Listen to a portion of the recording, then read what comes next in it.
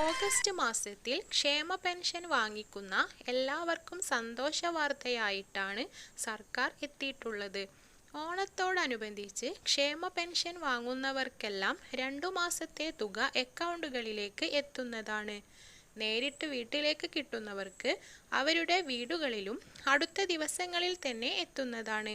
കാലാവസ്ഥാക്കെടുതി മൂലം ഒരുപാട് വെല്ലുവിളികൾ നേരിടുന്ന സമയമാണിത്. പ്രത്യേകിച്ച് വയോജനങ്ങൾക്ക് ഒരുപാട് വെല്ലുവിളികളുണ്ട്.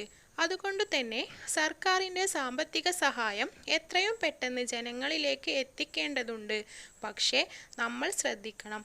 മാസ്റ്ററിംഗ് ഉൾപ്പെടെ എല്ലാ കാര്യങ്ങളും നമ്മൾ ചെയ്തിരിക്കണം. ഈ മാസം 24-ാം തീയതി അതിനുള്ള അവസാന തീയതിയാണ്.